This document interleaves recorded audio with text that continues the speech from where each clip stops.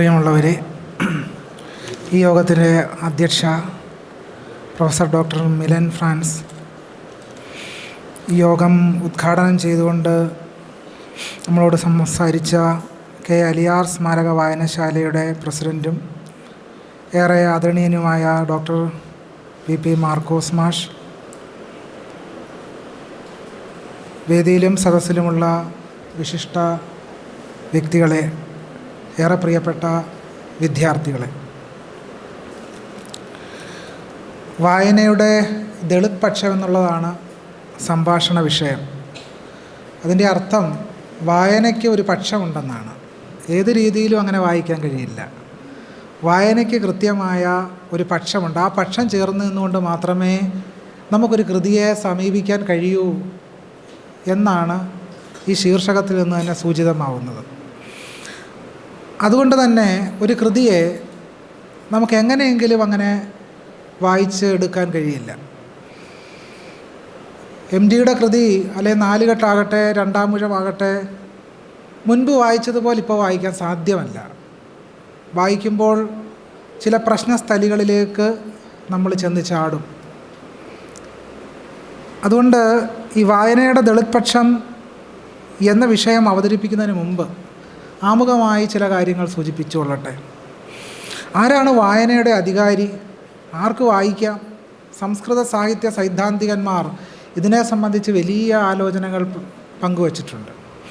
അതിലൊരാൾ പറഞ്ഞത്, അധികാരി ഛാത്ര വിമല പ്രതിഭാനശാലി ഹൃദയ. സാഹിത്യ ആസ്വാദകൻ അല്ലെങ്കിൽ സാഹിത്യത്തിൻ്റെ അധികാരി ആരായിരിക്കണം? അധികാരി ഛാത്ര വിമല പ്രതിഭാനശാലി ഹൃദയ. സാഹിത്യത്തിൻ്റെ അധികാരി വിമലമായ പ്രതിഭാനം എന്ന് പറയുന്നത് ഒരു കണ്ണാടിയിൽ പ്രതിഫലിക്കുന്നത് പോലെ ഒരു കൃതി വായിച്ചു കഴിയുമ്പോൾ ആ കൃതിയിലെ ആശയങ്ങൾ നമ്മുടെ മനസ്സിൽ പ്രതിഫലിക്കണം. അങ്ങനെയുള്ള ഹൃദയത്തോടു കൂടിയവരാണ് സാഹിത്യത്തിൻ്റെ അധികാരികൾ. ഇതൊരു ഫ്യൂഡൽ നാടുവാഴി കാലഘട്ടത്തിലുണ്ടാകുന്ന നിർവചനമാണ് എന്നുള്ള കാര്യം പ്രത്യേകമായി പറയട്ടെ. തുടർന്ന് വരുന്ന നാട്യശാസ്ത്രത്തിനും 10-ാം നൂറ്റാണ്ടിലുണ്ടായ ആനന്ദവർദ്ധൻ്റെ ധ്വന്യാലോകത്തിനും വ്യാഖ്യാനം എഴുതിയ അഭിനവഗുപ്തൻ ആരാണ് സാഹിത്യത്തിൻ്റെ അധികാരി? ഇന്നത്തെ കാലത്ത് നോക്കിയാൽ ആരാണ് വായനയുടെ അധികാരി എന്ന് ചർച്ച ചെയ്യുന്നുണ്ട്. അഭിനവഗുപ്തൻ പറയും, യേഷാം കാവ്യാനുശീലന അഭ്യാസവശാത്ത് വിശദീഭൂതേ മനോമുകുരേ വർണ്ണനീയ തന്മയീഭവന യോഗ്യത്വാത് തേ സുഹൃദയ സംവാദഭാജാഹ സഹൃദയാഹ. ആരാണ് സഹൃദയൻ? ആരാണ് വായനയുടെ അധികാരി?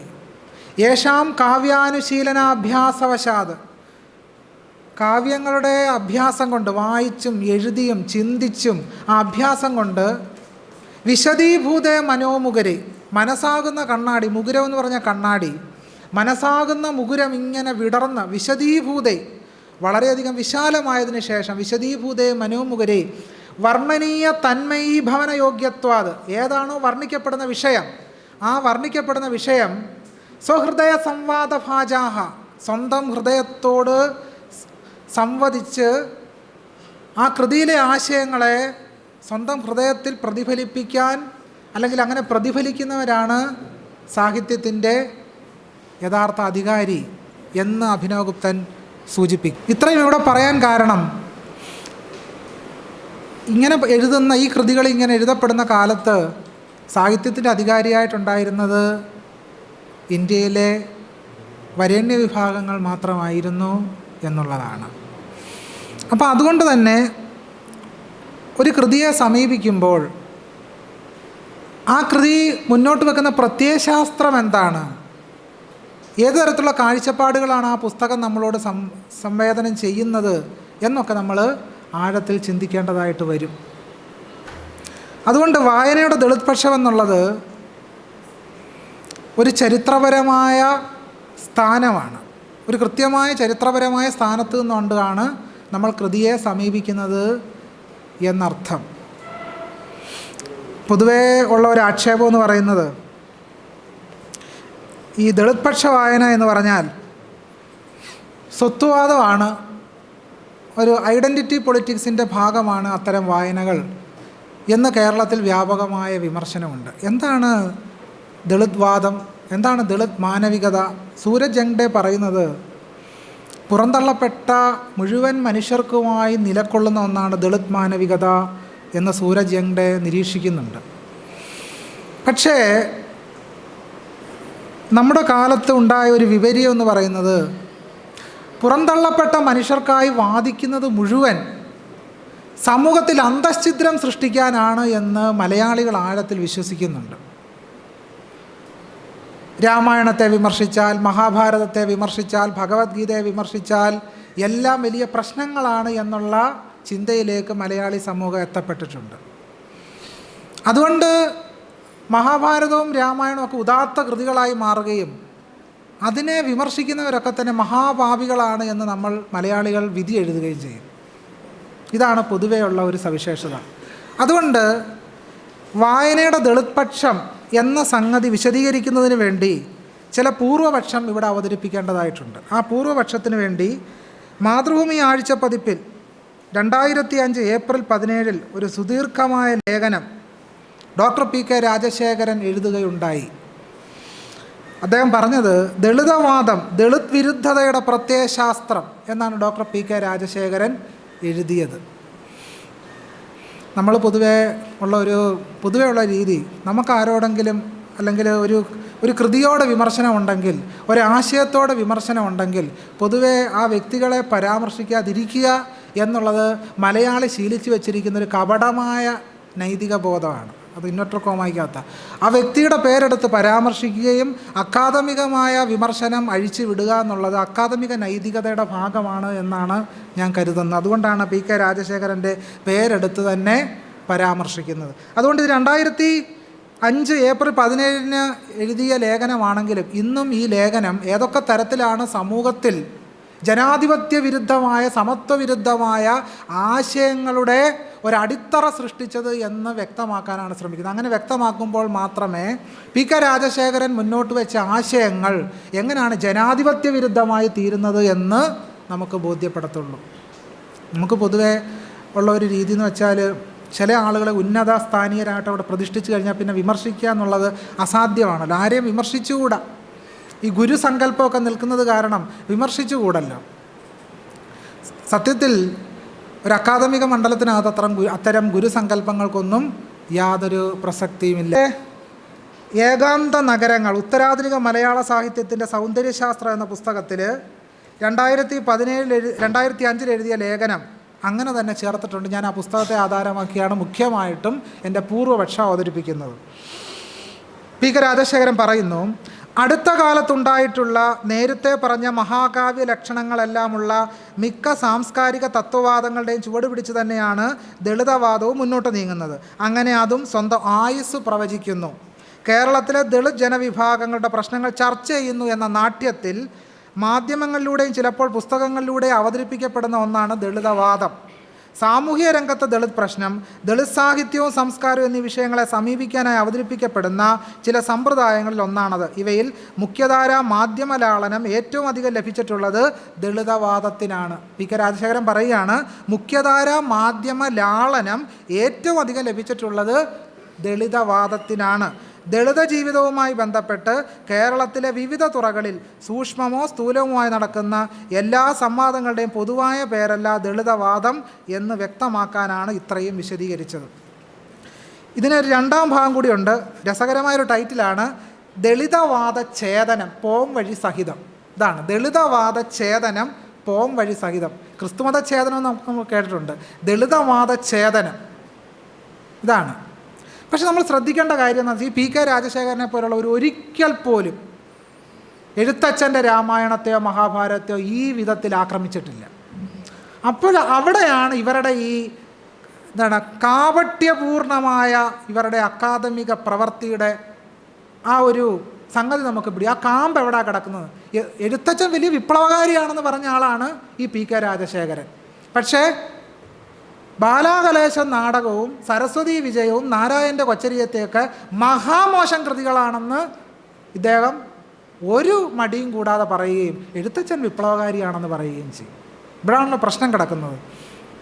ബ്രാഹ്മണരുടെ കാല് കഴുകി വെള്ളം കുടിക്കണമെന്ന് പറഞ്ഞ് എഴുത്തച്ഛൻ്റെ അധ്യാത്മരാമായണം മഹത്തായ കൃതിയാവുകയും ബ്രാഹ്മണ്യത്തെ നിശിതമായി വിമർശിച്ച സരസ്വതി വിജയം മഹാമോശം കൃതിയാവുകയും ചെയ്യുന്നതിൻ്റെ സാംസ്കാരിക പരിസരം വരേണ്യതയല്ലാതെ മറ്റൊന്നല്ല. ഇത് പി കെ രാജശേഖരൻ എഴുതിയ ബാക്കിയുള്ളവർക്കെല്ലാം മനസ്സിലാകും, അദ്ദേഹത്തിന് മാത്രം ഇത് മനസ്സിലാകില്ല എന്നുള്ളതാണ്.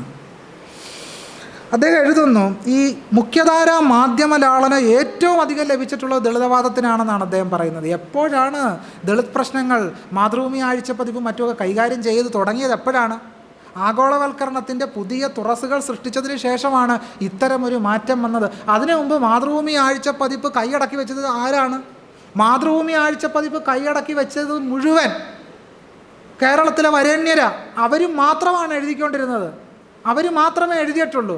അവരെഴുതിയതും പറഞ്ഞതുമൊക്കെയാണ് പൊതുമണ്ഡലത്തിൽ സ്വീകാര്യമായ തത്വവാക്യങ്ങളായി അവതരിപ്പിക്കപ്പെട്ടത്.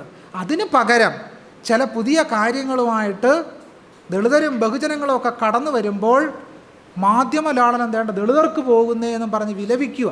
അതിനു മുമ്പ് ലാളനം ലഭിച്ചുകൊണ്ടിരിക്കുന്ന ആർക്കാണ് എന്നുള്ള കാര്യം പി കെ രാജശേഖരൻ അറിഞ്ഞോ അറിയാതെയോ മറച്ചു വെക്കുന്നു എന്നുള്ളതാണ്.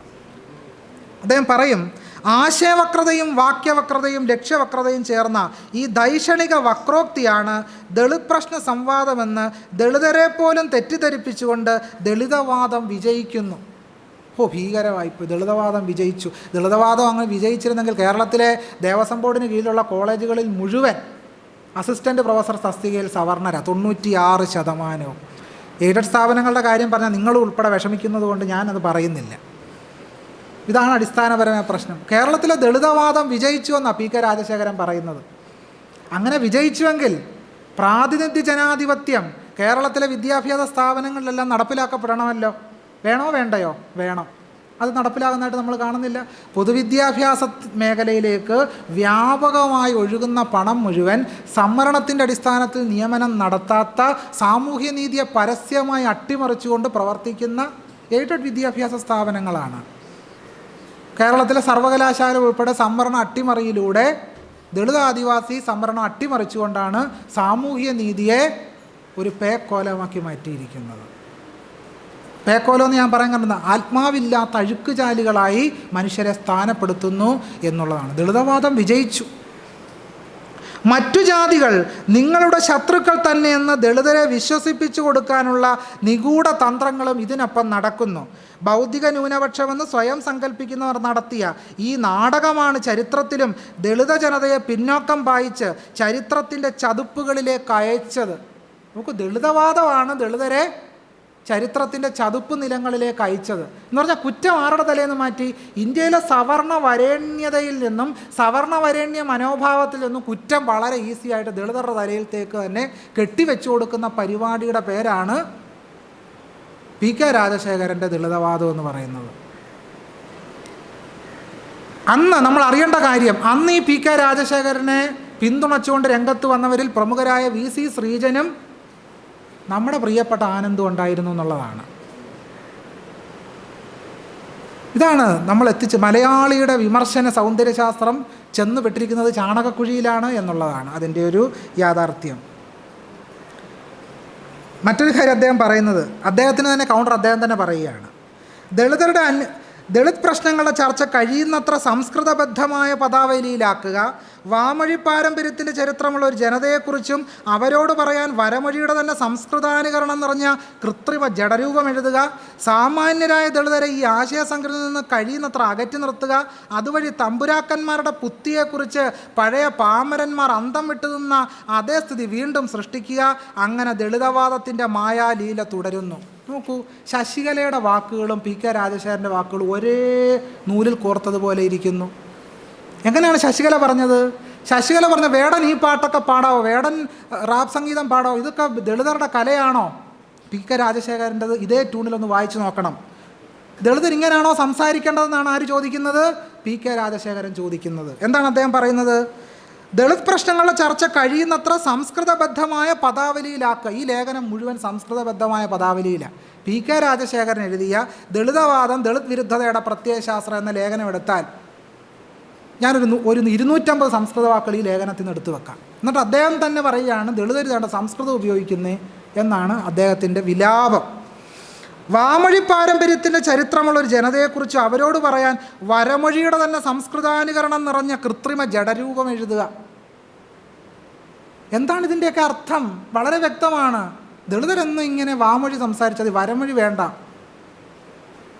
എന്ന് കുറച്ചും കൂടെ ആഴത്തിൽ പറഞ്ഞാൽ, പി കെ രാജശേഖരൻ ചിന്തിക്കുന്നത് പോലെ പി കെ രാജശേഖരൻ ഒരു കോളം വരച്ചാൽ ആ കോളത്തിനകത്തൂടെ ദളിതരെല്ലാം നടന്നുകൊള്ളണമെന്ന് പറയുന്ന ഫ്യൂഡൽ നാടുവാഴി മാടമ്പിയുടെ അതേ ശൈലിയിലാണ് പി കെ രാജശേഖരൻ എഴുതി പിടിപ്പിച്ചിരിക്കുന്നത് എന്നുള്ളതാണ്. ഇതിൻ്റെ മറ്റു ചില അനുകരണങ്ങളാണ് നമ്മൾ ഈ പുതിയ കാലത്ത് മഹാഭാരതത്തെയും രാമായണത്തെയും ന്യായീകരിച്ചുകൊണ്ട് മറ്റു ചില ആളുകൾ രംഗത്ത് വരുന്നത് ഈ രാജശേഖരനെ പോലെയുള്ള ആളുകളുടെ പക്ഷം പിടിച്ചുകൊണ്ടാണ്, അല്ലെങ്കിൽ ആ വഴിയിൽ തന്നെയാണ് എന്നുള്ളതാണ് നാം നേരിടുന്ന അപകടകരമായ ഒരു പ്രതിസന്ധി. നോക്കൂ, അദ്ദേഹം പറയുന്നു, മറ്റു സംസ്ഥാനങ്ങളിലെ ബ്രാഹ്മണരുടെ സ്ഥിതിയല്ല ഇവിടെ കേരളത്തിലെ. അവർ വലിയ ഭൂ ഉടമകളല്ല എന്നും പറയുന്നില്ല. 140 MLA-മാരിൽ ബ്രാഹ്മണർ എത്രയുണ്ടെന്ന് പോലും മലയാളികൾ അയലയ്യയ്ക്ക് പറഞ്ഞു കൊടുക്കുന്നില്ല. കാഞ്ച അയലയുമായിട്ടുള്ള സംഭാഷണത്തിൻ്റെ കാര്യമാണ് ഇവിടെ സൂചിപ്പിക്കുന്നത്. ഒരു മന്ത്രിയും ബ്രാഹ്മണനല്ല, കേരളത്തിലെ കാര്യമാണ്. ഒരു വൈസ് ചാൻസലറും ബ്രാഹ്മണനല്ല. സർവകലാശാലകളിൽ പോലും ബ്രാഹ്മണർ കുറവാണ്. പാർട്ടി നേതാക്കളിൽ അതിലും കുറവ്, എഴുത്തുകാരിലും പത്രപ്രവർത്തകരിലും അതിലേറെ കുറവ് എന്നൊക്കെയുള്ള സത്യസന്ധമായ വിവരങ്ങൾ അവർ മിണ്ടുന്നില്ല. ഇതാണ് ദളിതവാദം. പ്രത്യക്ഷത്തിൽ കേൾക്കുമ്പോൾ ആർക്കും തോന്നും ഇതൊക്കെ പരമമായ സത്യമാണല്ലോ എന്ന്. നമുക്ക് വളരെ പ്രത്യക്ഷമായിട്ട് കാണുന്ന ആർക്കും തോന്നും. നമുക്ക് മറ്റു ചില ചോദ്യങ്ങൾ ചോദിക്കണ്ടേ? 140 MLA-മാരിൽ ബ്രാഹ്മണർ അടുത്ത് എത്രയുണ്ടെന്ന് ചോദിച്ചാൽ ചിലപ്പോൾ ആരും കാണത്തില്ലായിരിക്കും. പക്ഷെ നടപ്പാക്കപ്പെടുന്ന പ്രത്യയശാസ്ത്രം ബ്രാഹ്മണ്യത്തിൻ്റെ പ്രത്യയശാസ്ത്രം തന്നെയാണ് എന്നുള്ളതാണ് നാം തിരിച്ചറിയേണ്ട അടിസ്ഥാനപരമായ കാര്യം. വൈസ് ചാൻസലർമാരിൽ ആരും ബ്രാഹ്മണരില്ലെന്ന് പറഞ്ഞു. പക്ഷേ കേരളത്തിൽ ഒരു ദളിതൻ എന്തുകൊണ്ട് വൈസ് ചാൻസലർ ആകുന്നില്ല എന്ന ചോദ്യം പി കെ രാജശേഖരൻ ഒരിക്കലും ചോദിക്കത്തില്ല.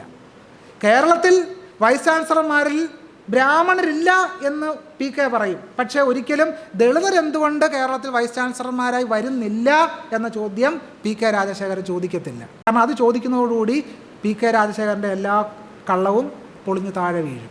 അതുകൊണ്ടത് മിണ്ടില്ല. സർവകലാശാലകളിൽ പോലും ബ്രാഹ്മണർ കുറവാണ്.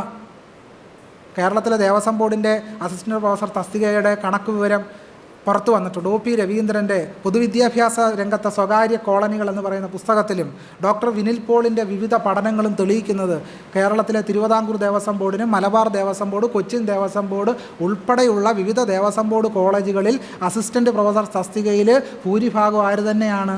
കേരളത്തിലെ സവർണ ജാതി വിഭാഗങ്ങളിൽ നിന്ന് തന്നെയുള്ളവരാണ്. ദളിതരെവിടെ? 0.03% മാത്രമാണ് ദളിത് ആദിവാസി പ്രാതിനിധ്യം കേരളത്തിലെ എയ്ഡഡ് വിദ്യാഭ്യാസ മേഖലയിൽ. ഇങ്ങനെ മനുഷ്യരെ ചരിത്രപരമായ വസ്തുതകളിൽ നിന്ന് അകറ്റി നിർത്തിക്കൊണ്ട് അവരെ സത്യത്തിൻ്റെ പാതയിലൂടെ സഞ്ചരിക്കാൻ അനുവദിക്കാതിരിക്കുക എന്ന പണിയാണ് പി കെ രാജശേഖരനെ പോലെയുള്ളവർ എടുത്തുകൊണ്ടിരിക്കുന്നത് എന്നുള്ളത്. അദ്ദേഹം പറയും, ഉത്തരേന്ത്യൻ അളവനുസരിച്ച് കേരളീയ ദളിതനും ഒരു ബ്രാഹ്മണ ശത്രുവിനെ സൃഷ്ടിച്ചു കൊടുത്ത് യഥാർത്ഥ ജീവിത പ്രശ്നങ്ങളിൽ നിന്ന് അകറ്റി നിർത്താനുള്ള വിദ്യ എന്നാണ് ദളിതവാദത്തെ അദ്ദേഹം അടയാളപ്പെടുത്തുന്നത്. പ്രൊഫസർ ഐലയ്യ ധരിച്ചു കാണും തൻ്റെ അബദ്ധ പഞ്ചാംഗം അപ്പടി ശരിയെന്ന്. കേരളം മുഴുവൻ ബ്രാഹ്മണാധ്യാപകരും പാർട്ടി നേതാക്കളുമാണെന്ന് ഇപ്പോഴും അദ്ദേഹം വിശ്വസിക്കുന്നുണ്ടാവും. ഈ സന്ദർഭത്തിൽ ഒരു മലയാളി മിണ്ടാതിരിക്കാമോ? പാടില്ല. ആ നിശബ്ദതയ്ക്ക് പിന്നിലെ പ്രത്യയശാസ്ത്രമാണ് ദളിതവാദം. നോക്കൂ, എത്ര ഭീകരമായൊരു പ്രസ്താവനയാണെന്ന്. യഥാർത്ഥ ദളിത് പ്രശ്നങ്ങൾ പറയാതെ ഇല്ലാത്ത കാര്യങ്ങൾ ഊതി വീർപ്പിക്കുന്ന മൗലികവാദം എന്നാണ് ദളിതവാദത്തെ ആരടയാളപ്പെടുത്തിയത്? പി കെ രാജശേഖരൻ അടയാളപ്പെടുത്തിയത്. നോക്കൂ, വളരെ അടുത്താണല്ലോ വേടൻ എന്ന് പറയുന്ന ഒരു റാപ്പ് ഗായകൻ. അദ്ദേഹം കഞ്ചാവ് കയ്യിൽ സൂക്ഷിച്ചു എന്നതിൻ്റെ പേരിൽ പോലീസ് സ്റ്റേഷനിൽ വെക്കുകയാണ്. അദ്ദേഹത്തെ കസ്റ്റഡിയിലെടുത്തിരിക്കുകയാണ്. ജാമ്യം കിട്ടാവുന്ന ഒരു വകുപ്പ്. ഞാൻ ലഹരിയെ ന്യായീകരിക്കുകയല്ല, കഞ്ചാവിനെ ന്യായീകരിക്കുകയല്ല, അതിൻ്റെ ഒരു ആവശ്യവുമില്ല. അതിനൊക്കെ എതിരാണ് താനും വളരെ കൃത്യമായിട്ട്. പക്ഷേ ജാമ്യം കിട്ടാവുന്നൊരു വകുപ്പിൽ ഇരിക്കുന്ന ഒരാൾ, എവിടുന്നോ വന്നൊരു പുലിപ്പല്ല് കഴുത്തിൽ കിടക്കുക. ആ പുലിപ്പല്ലിൻ്റെ പേരിൽ ഇട്ട കേസെന്താണ്? നായ ആടി പുലിയെ പിടിച്ച് പുലിപ്പല്ലെടുത്തു എന്നുള്ള കേസാണ് ഈ വേടൻ എന്ന് പറയുന്ന ഹിരൺദാസ് മുരളിക്ക് മുകളിൽ ചാർത്തി കൊടുത്തത്.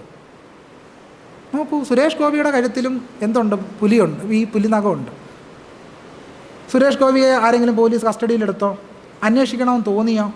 തോന്നിയതേ ഇല്ല. എന്താ തോന്നാത്തത്? MG ശ്രീകുമാർ പറഞ്ഞത്, വേടൻ എന്ന് പറയുന്ന ഗായകനെ എനിക്ക് അറിഞ്ഞുകൂടാന്നാണ് പറഞ്ഞത്. ഞാൻ പറഞ്ഞ കടുത്ത അസഹിഷ്ണുതയിൽ നിന്നാണ് അത്തരം ഒരു പ്രസ്താവന ഉളവാകുന്നത്. കാരണം ഈ വാതാപി ഗണപതി ദിം കേൾക്കാനൊന്നും കേരളത്തിൽ 50,000 ആളുകൾ കൂടിയ ചരിത്രമൊന്നുമില്ല.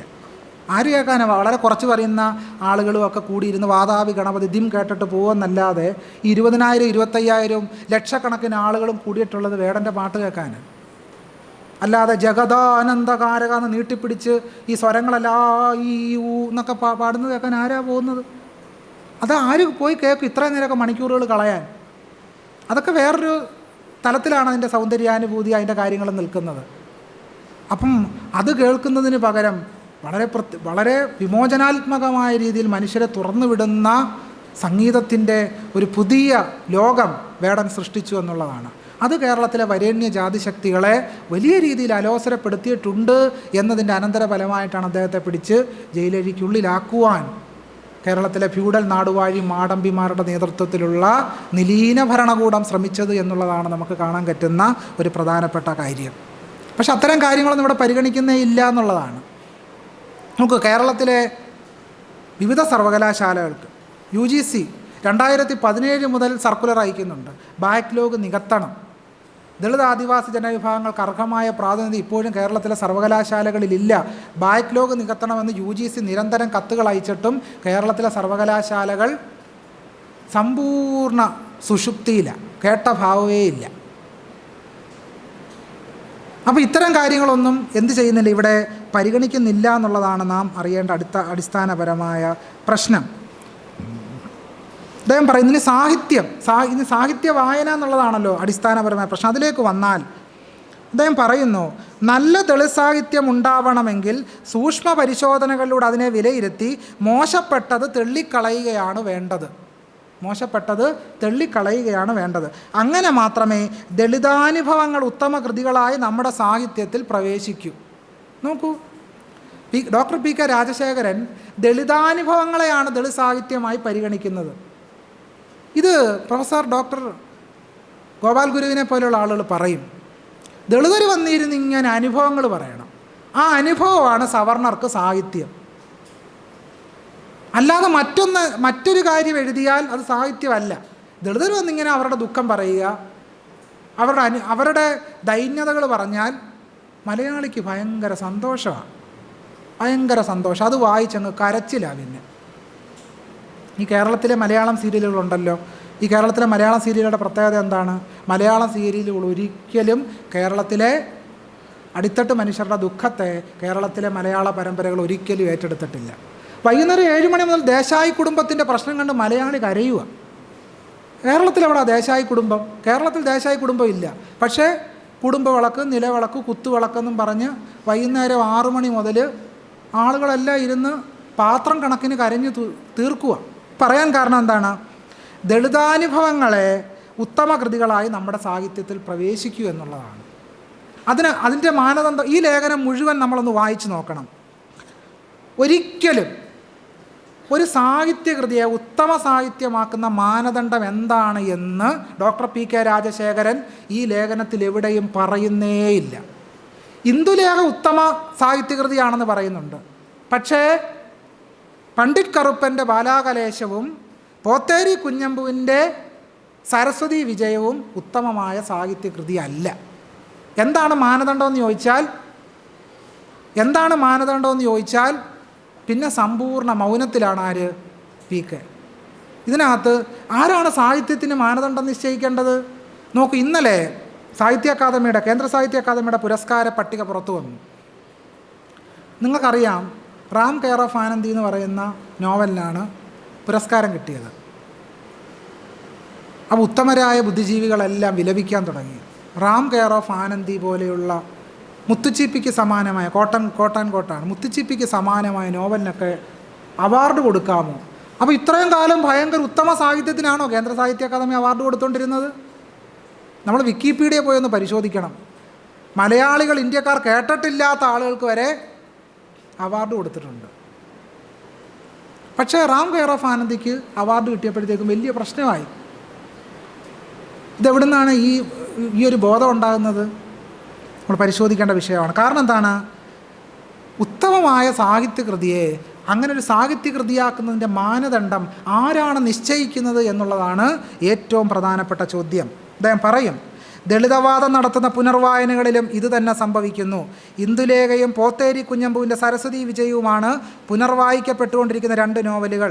നമ്പൂതിരിയുടെ അകാരണമായ മർദ്ദനമേറ്റ ദളിതൻ ക്രിസ്തുമതം സ്വീകരിച്ച് വിദ്യാസമ്പന്നനായി മാറുന്ന കഥ പറഞ്ഞ സരസ്വതി വിജയം പ്രമേയപരമായി വിപ്ലവകരമായിരുന്നു. എന്നാൽ നോവൽ എന്ന നിലയിൽ അത് കുറഞ്ഞ സൃഷ്ടിയാണ്. എന്താണ് ഇതിൻ്റെ മാനദണ്ഡം? നോവൽ എന്ന നിലയിൽ അത് കുറഞ്ഞ സൃഷ്ടിയാണെന്ന് പറയണമെങ്കിൽ അതിനൊരു മാനദണ്ഡം വേണമല്ലോ. ആ മാനദണ്ഡം എന്താണെന്ന് ഈ 1, 2, 3, 4, 5 എന്നും പറഞ്ഞ് നമ്മൾ മാനദണ്ഡം പറയണമല്ലോ. കലോത്സവത്തിനൊക്കെ അങ്ങനെയാണ്, ഒരു മാനദണ്ഡമുണ്ട്. ആ മാനദണ്ഡം എന്താണെന്ന് ഇതിനകത്ത് പറയുന്നേ ഇല്ല. നമ്മൾ പഴയൊരു പഴഞ്ചൊല്ലുണ്ടല്ലോ, വായിൽ തോന്നുന്ന കോതയ്ക്ക് വാട്ട് എന്ന് പറഞ്ഞൊരു പഴഞ്ചൊല്ലുണ്ട്. ആ പഴഞ്ചൊല്ല് പോലാണിത്. ഞങ്ങൾ തീരുമാനിക്കും, കടവല്ലൂർ അന്യോന്യം പോലെ, അല്ലെങ്കിൽ തൃപ്പൂണിത്തറ നടക്കുന്ന ഈ വാക്യപരീക്ഷ പോലെ ഞങ്ങൾ കൂടിയിരിക്കുന്ന ചില പണ്ഡിതന്മാരങ്ങ് തീരുമാനിക്കും. അതാണ് സാഹിത്യം. ഇത് ജനാധിപത്യത്തിൻ്റെ കാലമാണ്. ഇതൊരു ജനാധിപത്യ വ്യവസ്ഥിതിക്കകത്താണ് ഈ കാര്യങ്ങളെല്ലാം നടക്കുന്നത് എന്ന് ഈ സാഹിത്യ പ്രമാണിമാർ മറന്നു പോകുന്നു എന്നുള്ളതാണ്. നോക്കൂ, ഇതിൽ പറയും, ക്രിസ്തുമതം അന്നത്തെ ബ്രിട്ടീഷ് കോളനി മേലാളൻ്റെ അംഗീകാരവുമാണ്. ദളിതൻ്റെ സ്വത്വപൂർത്തി എന്ന സരസ്വതി വിജയം നിഷ്കളങ്കമായി വിശ്വസിച്ചു എന്നാണ് എഴുതിയിരിക്കുന്നത്. ക്രിസ്തുമതവും അന്നത്തെ ബ്രിട്ടീഷ് കോളനി മേലാളൻ്റെ അംഗീകാരവുമാണ്. ദളിതൻ്റെ സ്വത്വപൂർത്തി എന്ന് സരസ്വതി വിജയം നിഷ്കളങ്കമായി വിശ്വസിച്ചു. ഇത് നിഷ്കളങ്കമായ വിശ്വാസമല്ല, ചരിത്ര യാഥാർത്ഥ്യമാണ്. എന്തുകൊണ്ടാണ് ആ ചരിത്ര യാഥാർത്ഥ്യത്തിന് മുമ്പിൽ PK രാജശേഖരൻ ഇങ്ങനെ മൗനം ഭജിക്കുന്നത്? എന്താണ് കാരണം? കാരണം കേരളത്തിലെ അവർണ ജനവിഭാഗങ്ങൾക്ക് പുതിയൊരു ഉപാദാനം സൃഷ്ടിച്ചത് ക്രിസ്ത്യൻ മിഷനറിമാരുടെ പ്രവർത്തനവും മുഹമ്മദ് മതത്തിൻ്റെ ഇടപെടലുകളും സാന്നിധ്യവുമാണ് കേരളത്തിൽ അവർണർക്ക് പുതിയ ഉപാദാനം സൃഷ്ടിച്ചത്. അതുകൊണ്ടാണ് നാരായണ ഗുരുസ്വാമികൾ പറഞ്ഞത്, നമുക്ക് സന്യാസം തന്നത് ബ്രിട്ടീഷുകാരാണ്, അല്ല നമുക്ക് സന്യാസം തന്നത് ഇവിടുത്തെ ആർഷഭാരത സംസ്കാരമാണെന്ന് നാരായണ ഗുരു ഒരിക്കലും പറഞ്ഞിട്ടില്ല. ഇവിടുത്തെ ആർഷഭാരത സംസ്കാരം ആർക്കും ഒരു സ്വാതന്ത്ര്യം കൊടുക്കുന്നതായിരുന്നില്ല. സ്ത്രീകളെ സംബന്ധിച്ചൊട്ടും. ശാങ്കരസ്മൃതിയിൽ പറയും, ആർത്തവകാലത്ത് കണ്ണെഴുതിക്കൂടാ, പൊട്ട് കുത്തിക്കൂടാ, ചോറെടുത്തുകൂടാ, തലയിൽ പൂ ചൂടിക്കൂടാ, അങ്ങോട്ട് പോയിക്കൂടാ, ഇങ്ങോട്ട് പോയിക്കൂടാ, തെക്കോട്ട് പോയിക്കൂടാ, വടക്കോട്ട് പോയിക്കൂടാ എന്നൊക്കെയാണ് ഈ ശാങ്കരസ്മൃതി പറയുന്നത്. സംസ്കൃതത്തിൽ എഴുതപ്പെട്ടിരിക്കുന്ന ഈ കൃതികളെല്ലാം സമ്പൂർണ്ണമായി ജനാധിപത്യ വിരുദ്ധമാണ്. നാട്യശാസ്ത്രം ഇത്രയും ജനാധിപത്യ വിരുദ്ധമായൊരു പുസ്തകം വേറെയില്ല. ഞാനൊരു സംസ്കൃത അധ്യാപകൻ കൂടി, അതുകൊണ്ടാണിത് പറയുന്നത്. കൃതിയിൽ പ്രത്യേകിച്ച് നാട്യശാസ്ത്രം എടുത്ത് നമ്മൾ പരിശോധിക്കുകയാണെങ്കിൽ നാട്യശാസ്ത്രത്തിൽ പറയുന്നൊരു പ്രധാനപ്പെട്ട കാര്യമുണ്ട്. നാട്യശാസ്ത്രത്തിൽ ഒരു കീഴാളരെ എങ്ങനെ അവതരിപ്പിക്കണം, അയാൾ കുനിഞ്ഞ് മാത്രമേ നടക്കാവൂ, ആരെയും തൊടാൻ പാടില്ല എന്നൊക്കെ വളരെ കൃത്യമായി നാട്യശാസ്ത്രത്തിൽ പറഞ്ഞിട്ടുണ്ട്. അപ്പോൾ രസാനുഭൂതി എന്ന് പറയുന്ന സങ്കല്പം തന്നെ നമ്മൾ പരിശോധിക്കുകയാണെങ്കിൽ അടിസ്ഥാനപരമായി അത് ആധുനിക ജനാധിപത്യ മൂല്യ വ്യവസ്ഥകളുമായി ഒട്ടും തന്നെ യോജിക്കാത്ത ഒരു സങ്കല്പമാണ് രസാനുഭൂതി എന്ന് നമുക്ക് കാണാൻ കഴിയും. അതുകൂടി പറഞ്ഞാൽ മാത്രമേ ഈ വിഷയം ഏതാണ്ട് പൂർണ്ണമാകൂ എന്നതുകൊണ്ട് എന്താണ് രസാനുഭൂതി എന്നുകൂടി വിവരിക്കേണ്ടതായിട്ടുണ്ട്. ഈ രസത്തിലാണല്ലോ സാഹിത്യം കിടക്കുന്നത്. സംസ്കൃത സാഹിത്യ ചരിത്രത്തിൽ രസാനുഭൂതിയുടെ സിദ്ധാന്തത്തിന് ആധികാരികമായ ഒരു സ്ഥാനമാണ് കൈവന്നിട്ടുള്ളത്. രസം കൂടാതെ ഒന്നും തന്നെ പ്രവർത്തിക്കുകയില്ല എന്ന് നാട്യശാസ്ത്രം പറഞ്ഞു വെക്കുന്നുണ്ട്. നാട്യശാസ്ത്രത്തിൽ പറയും, നഹി രസാദൃതേ കശ്ചിദർത്ഥഃ പ്രവർത്തതേ എന്ന് നാട്യശാസ്ത്രത്തിൽ പറയും. രസാദികളെ മുഖ്യ വിഷയമാക്കി കാവ്യം രചിക്കണമെന്ന ഈ തത്വം ഭരതൻ തുടങ്ങിയവരുടെ ഗ്രന്ഥങ്ങളിലും വളരെ പ്രസിദ്ധം തന്നെ എന്ന് പ്രസ്താവിക്കുന്ന ധ്വനികാരനായ ആനന്ദവർദ്ധനൻ രചനാഭൂമികളുടെ രസാനുഭൂതിയുടെ പ്രാധാന്യമാണ് രേഖപ്പെടുത്തുന്നത്. എന്നാൽ രസാനുഭൂതിയുടെ പരിണാമചരിത്രം ഭൗതികാസ്പദങ്ങളിൽ നിലയുറപ്പിച്ചിരിക്കുന്ന ലൗകിക ബന്ധങ്ങളിൽ നിന്ന് വേറിട്ട് അലൗകികവും ആധ്യാത്മികവുമായി മാറിത്തീരുന്ന രസാനുഭൂതിയുടെ വേദാന്തവൽക്കരണവുമായിട്ടാണ് ആഴത്തിൽ ബന്ധപ്പെട്ടിരിക്കുന്നത് എന്നുള്ളതാണ്. രസമെന്ന് പറയുന്ന സങ്കല്പത്തെ എന്താക്കി മാറ്റി? അതിഭൗതികമായ ഒന്നാണ് എന്ന് മാറ്റി തീർത്തു എന്നുള്ളതാണ് പ്രധാനപ്പെട്ട വിഷയം.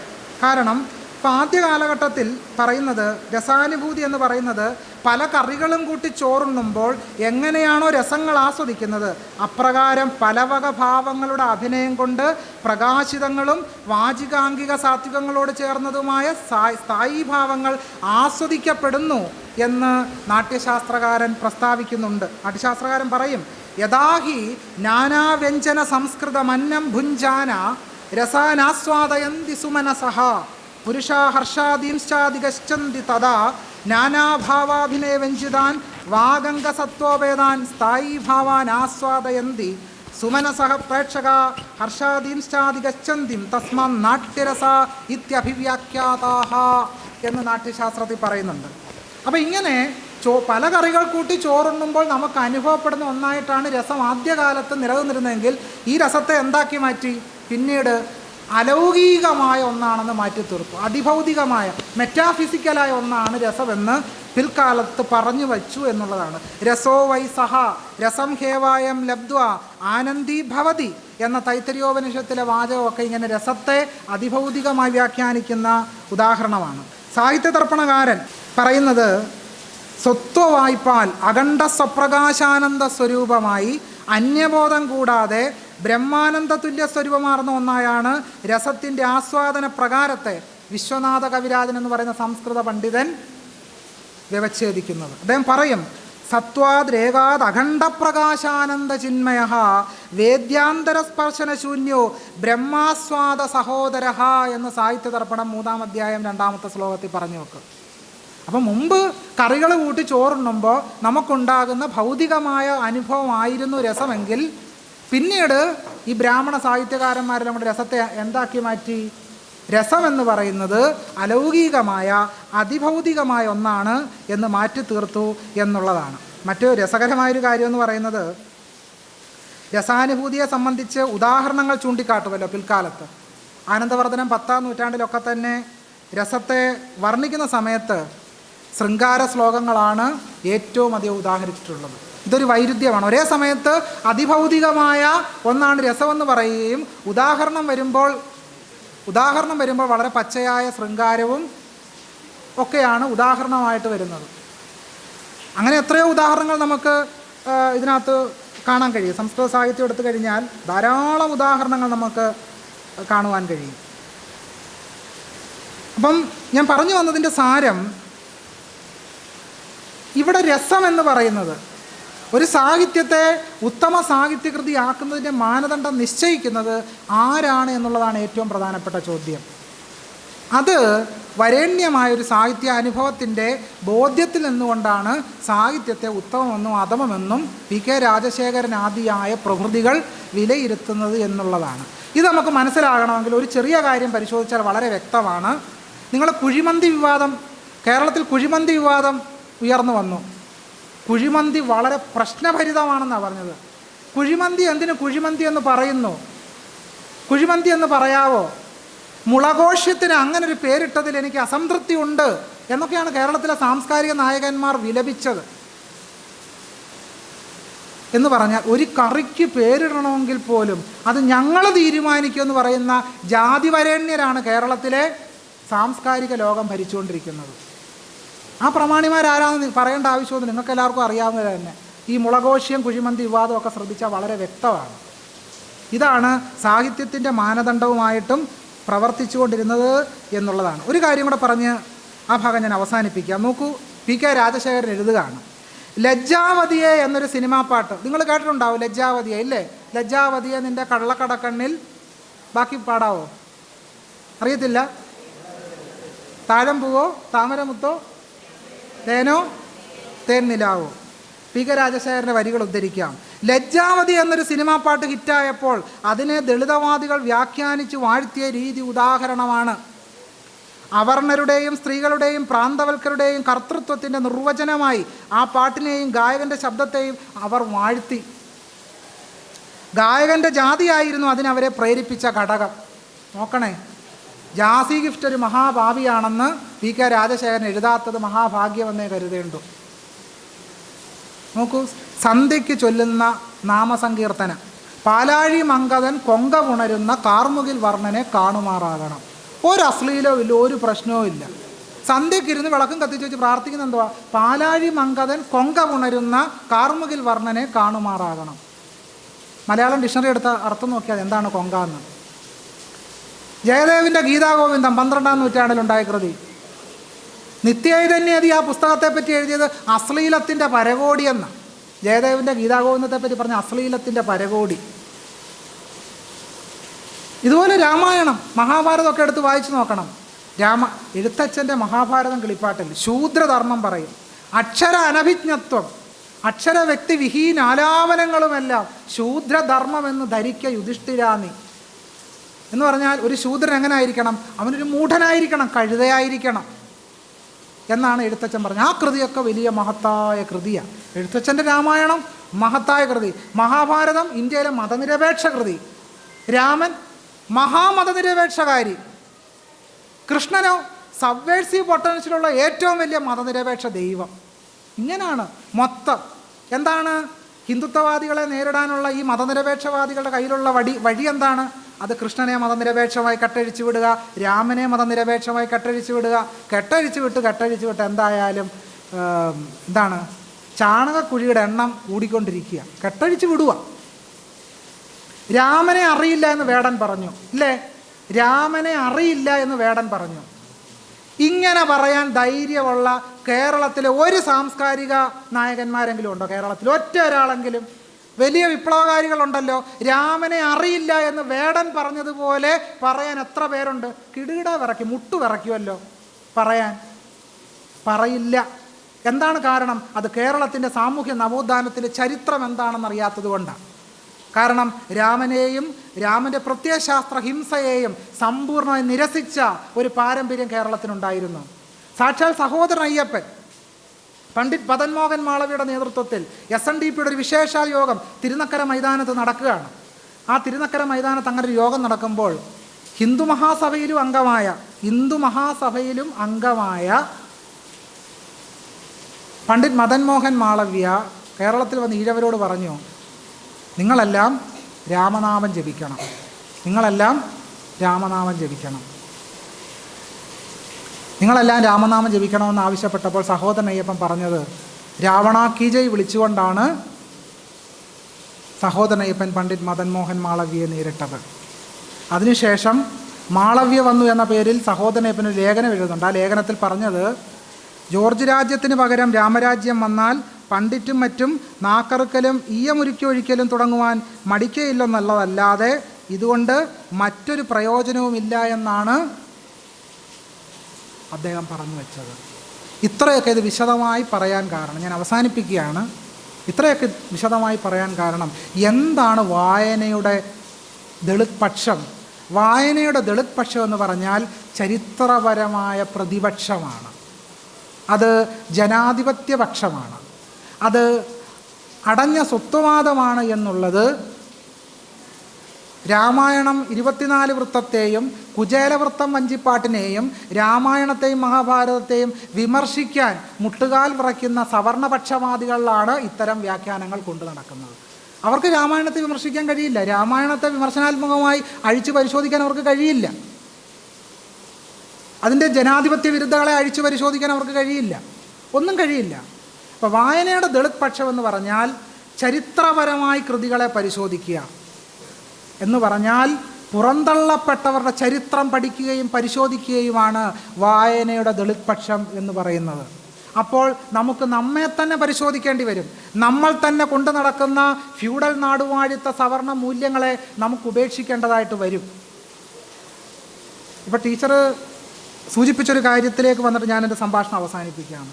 ടീച്ചർ പറഞ്ഞത് നമ്മൾ ഈ വായന എന്ന് പറയുന്നത് അങ്ങനെ വായിക്കുമ്പോൾ നമുക്ക് മഴ നനയുന്ന ഒരു അനുഭൂതി പോലെയാണ് വായന എന്ന ടീച്ചർ സൂചിപ്പിക്കുകയുണ്ടായി. അത് ഒരു തരത്തിൽ ശരിയാണ്. പക്ഷേ ആ ടീച്ചറിൻ്റെ ആ വായനയ്ക്ക് ഒരു ദളിത് പക്ഷം കൂടിയുണ്ട്. അങ്ങനെ വരുമ്പോൾ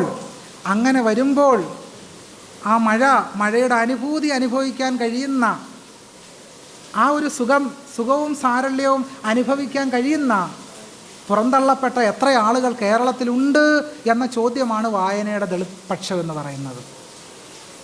കാരണം എല്ലാവർക്കും അങ്ങനെ മഴയുടെ സുഖത്തിലും സാരല്യത്തിലും വായിക്കാൻ കഴിയില്ല എന്നുള്ളതാണ്.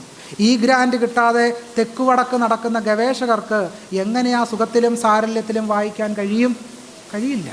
മാനവവിഭവശേഷി മന്ത്രാലയം പാർലമെൻറ്റിൽ വെച്ച കണക്ക് സൂചിപ്പിക്കുന്നത് ഇന്ത്യൻ IIT-കളിലെ 6049 അധ്യാപക തസ്തികകളിൽ 121 പേരൊഴിച്ചാൽ ബാക്കി മുഴുവൻ വരേണ്യജാതി വിഭാഗങ്ങളിൽ നിന്നാണ് എന്ന് കണക്കുകൾ സൂചിപ്പിക്കുന്നു. അങ്കുൽ പലിവാളിൻ്റെ പഠനം സൂചിപ്പിക്കുന്നത് ഇന്ത്യൻ സർവകലാശാലകളിലെ 96% തസ്തികകളും അധ്യാപക തസ്തികകളും വരേണ്യജാതി വിഭാഗങ്ങളിൽ നിന്നാണ് എന്നാണ് കണക്കുകൾ സൂചിപ്പിക്കുന്നത്. എന്ന് പറഞ്ഞാൽ ഇന്ത്യയുടെ നിലീന ഭരണകൂടം, സാംസ്കാരിക വ്യവസ്ഥ എന്ന് പറയുന്നത് ഇന്ത്യയിലെ ദളിതരെ, ആദിവാസികളെ, ബഹുജനങ്ങളെ, പിന്നോക്ക ജനതയെ, ന്യൂനപക്ഷങ്ങളെ ഒക്കെ പുറന്തള്ളുന്ന ഒരു ഹിംസാത്മകമായ സാംസ്കാരിക വ്യവസ്ഥ നമ്മുടെ രാജ്യത്ത് നിലനിൽക്കുന്നുണ്ട്. ആ ഹിംസാത്മകമായ പുറന്തള്ളൽ ഹിംസയുടെ സാംസ്കാരിക വ്യവസ്ഥയെ പരിപോഷിപ്പിക്കുന്നവയാണ് നമ്മുടെ സാഹിത്യം എന്ന് പറയുന്നത്. അതുകൊണ്ടാണ് MT വാസുദേവൻ നായരുടെ നാലുകെട്ട് വായിച്ചാൽ ചിലപ്പോൾ ചില ആളുകൾക്ക് അതൊരു അനുഭൂതിയായിട്ട് തോന്നിയേക്കാം. പക്ഷേ ആ നാലുകെട്ട് കേരളത്തിലെ ദളിതരുടെ നാലുകെട്ടല്ല. കേരളത്തിലെ ദളിതർക്കോ ആദിവാസികൾക്കോ അത്തരം നാലുകെട്ടുകൾ ഉണ്ടായിരുന്നില്ല. അതുകൊണ്ട് അത് ശൂദ്ര ദുഃഖമാണ് പറയുന്നത്, ശൂദ്രൻ്റെ മാത്രം ദുഃഖമാണ്. അത് കേരളത്തിലെ മുഴുവൻ ആളുകളുടെയും ദുഃഖമല്ല എന്നുള്ളതാണ് അടിസ്ഥാനപരമായ യാഥാർത്ഥ്യം. ഇങ്ങനെ ഓരോ കൃതിയും എടുത്ത് പരിശോധിക്കുമ്പോൾ KK കൊച്ച് എഴുതുന്നൊരു കാര്യം പറഞ്ഞുകൊണ്ട് ഈ എൻ്റെ സംഭാഷണത്തിൽ നിന്ന് ഞാൻ വിടവാങ്ങാം. KK കൊച്ച് എഴുതുന്നു, നോവലും നിരൂപകരും കേരളം മറന്ന സാമൂഹ്യ പരിഷ്കരണം എന്ന ലേഖനത്തിൽ നോവലും നിരൂപകരും എന്ന ഭാഗത്തിൽ KK കൊച്ച് പറയുന്നത് ഇങ്ങനെയാണ്: സാമൂഹ്യ പരിഷ്കരണ ഉള്ളടക്കമായിട്ടുള്ള സരസ്വതി വിജയത്തിന് മലയാള നോവൽ സാഹിത്യത്തിൽ അർഹമായ സ്ഥാനം ലഭിച്ചിട്ടില്ല. ഇതിന് കാരണം സാഹിത്യത്തിൻ്റെ ലാവണ്യശാസ്ത്രത്തെ രസാനുഭൂതിയായി നിർവചിച്ച നിരൂപകരുടെ സവർണ താൽപ്പര്യമാണ് എന്ന് KK കൊച്ച് എഴുതുന്നു. ഇതിൻ്റെ ഫലമായി ഇന്ദുലേഖയെ സരസ്വതി വിജയം ഉൾപ്പെടെയുള്ള മറ്റ് ആദ്യകാല നോവലുകളുമായി താരതമ്യം ചെയ്ത് വാഴ്ത്തുന്ന ഒരു രീതിശാസ്ത്രം കേസരി ബാലകൃഷ്ണ പിള്ളയിലൂടെ സ്ഥാപനവൽക്കരിക്കപ്പെട്ടു. KP അപ്പനെ പോലെയുള്ളവരിലൂടെ ഇന്നും തുടരുന്ന ഈ നിരൂപണ രീതി കൃതികളിൽ നിന്നും പ്രത്യയശാസ്ത്രം വായിച്ചെടുക്കുന്നതിനെ വിലക്കുന്നതാണ്. പൊളിറ്റിക്കൽ കറക്റ്റ്നെസ്സിനെ പറ്റി നമ്മുടെ ചില സമീപകാല നിരൂപകർ പറയും, കൃതികളെ പൊളിറ്റിക്കൽ കറക്റ്റ്നെസ് വെച്ച് പരിശോധിക്കരുതേ എന്ന് വിലപിക്കുക. എന്തിനാണ് അവരങ്ങനെ പറയുന്നത്? വളരെ വ്യക്തമാണ്. പൊളിറ്റിക്കൽ കറക്റ്റ്നെസ് വെച്ച് കൃതിയെ പരിശോധിക്കുമ്പോൾ ആ കൃതികൾക്കകത്തുള്ള സവർണ താൽപ്പര്യങ്ങൾ മുഴുവൻ നഗ്നമായി വെളിപ്പെടും. അത് വെളിപ്പെടാതിരിക്കാനാണ് നിങ്ങൾ മഹാഭാരതത്തെ വിമർശിക്കരുതേ, മഹാഭാരതത്തിൻ്റെ പ്രത്യയശാസ്ത്രം പരിശോധിക്കരുതേ, നിങ്ങൾ പോത്തേരി കുഞ്ഞമ്പുവിൻ്റെ കൃതിയെ പ്രത്യയശാസ്ത്രപരമായി പരിശോധിക്കരുതേ എന്ന് പറഞ്ഞാൽ നിങ്ങൾ കേവലം ആയ സാഹിത്യ അനുഭൂതി അതിൽ നിന്ന് സ്വീകരിക്കുക.